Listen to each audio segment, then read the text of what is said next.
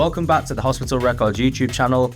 If you checked out our beginner's guide to drum and bass mixing, welcome back. It is now time to level things up. I'm Danny James from Crossfader, one of the world's biggest online DJ schools. And in today's video, we're going to be taking a look at the legendary double drop technique. If you want to master drum and bass mixing, we have a full advanced DJ drum and bass mixing course, and you can see a free lesson linked in the description below. So be sure to go and check that out after this video.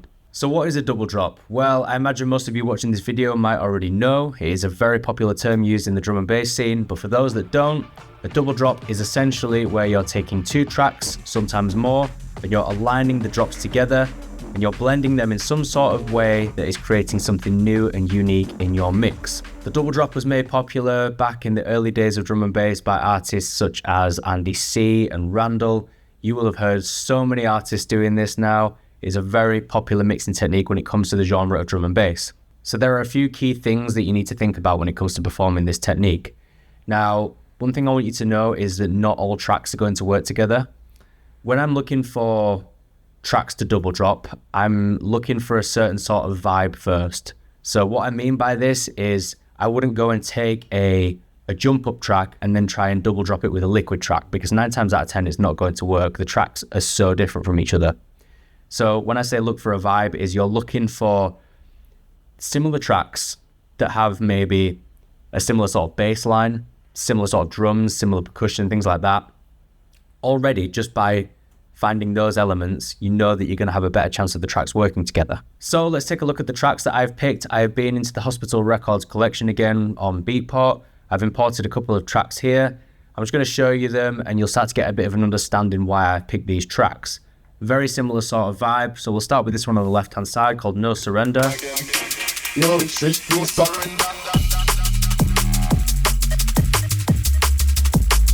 Super nice bass line, really tight drums.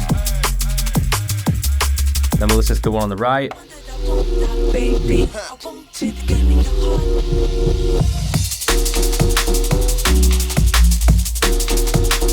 Again, really like tight drums. Super nice bass line, and we've got those nice stabs over the top.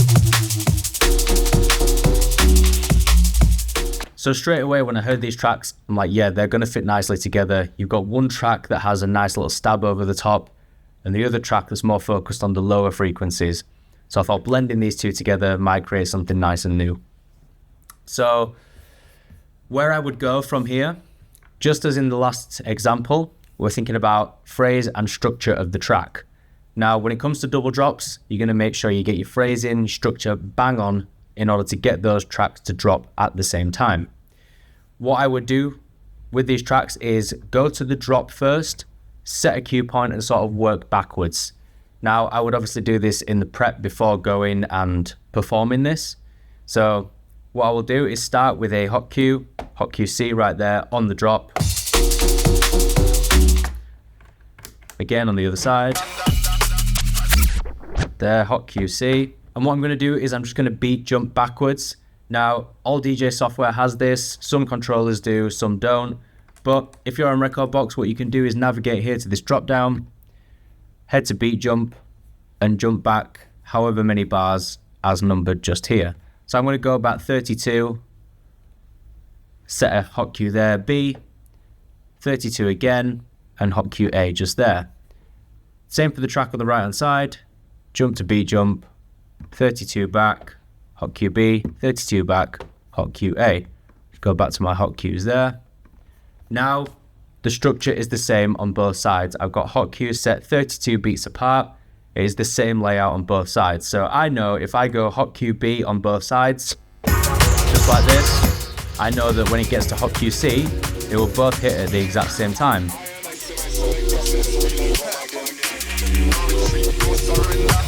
Just like that.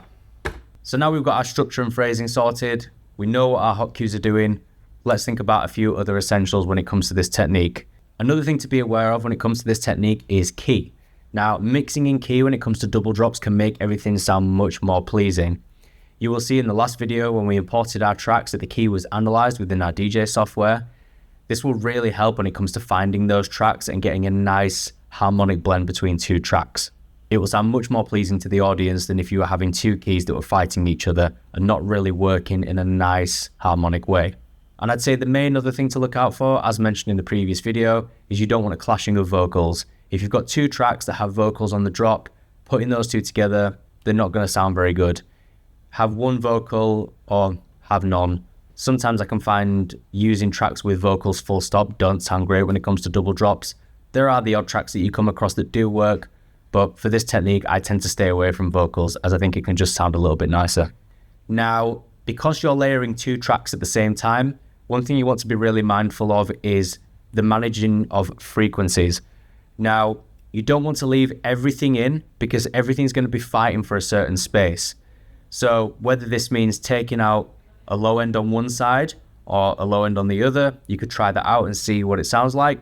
Alternatively, you could switch them over at different timings to create something a bit more unique. You wouldn't want both tracks just be sat there because it will sound very muddy straight away. If I was to just play these two drops together, let's have a listen to that with all the frequencies left at the 12 o'clock position.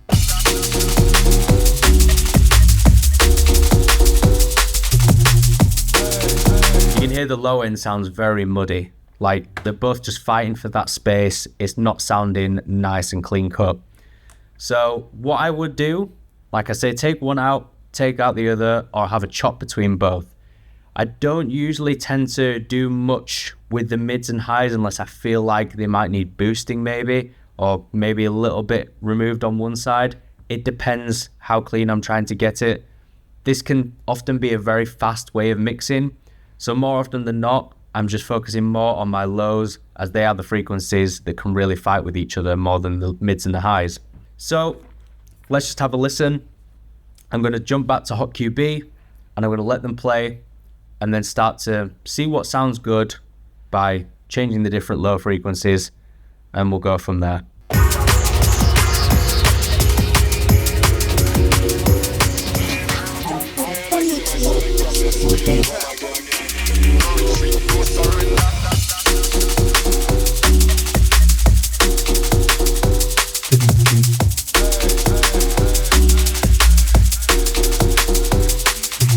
So I've noticed by leaving the low end in on the right hand side, it's not too dissimilar from just leaving it by itself. So I think it would really benefit from using the bass line on the left hand side. That bass is a little bit more interesting. So I'm going to go and do the same again, go back to Hot QB. I'll go from A actually, give it a bit more time.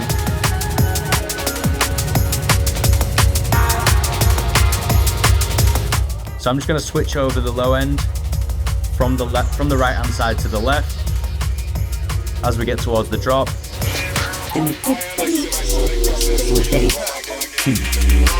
And switch.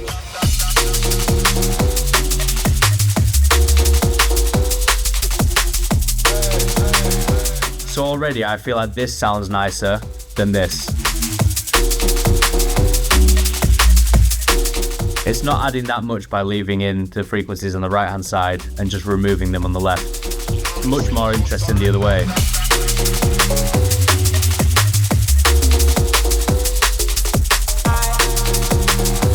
So I'm quite happy with how that sounded. Alternatively, I might just try and switch back and forth between them, see if I can come up with some sort of pattern that can always sound quite nice.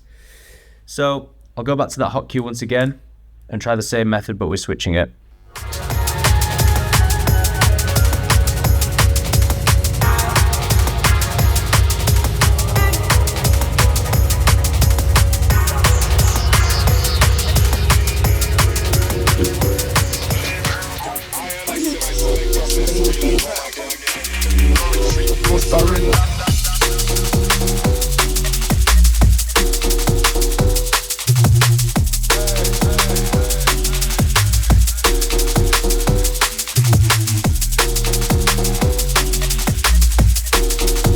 So I quite like that.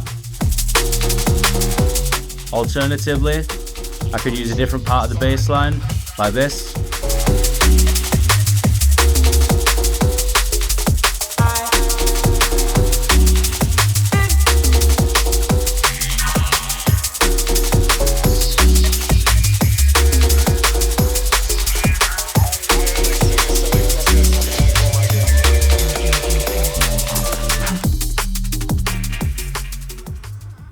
So as you can hear there, it's a very interesting way of mixing and a good way of adding something a bit more exciting into your mix, something new that would catch the audience off guard, and you're not just mixing from one track to another, you're creating something new on the fly.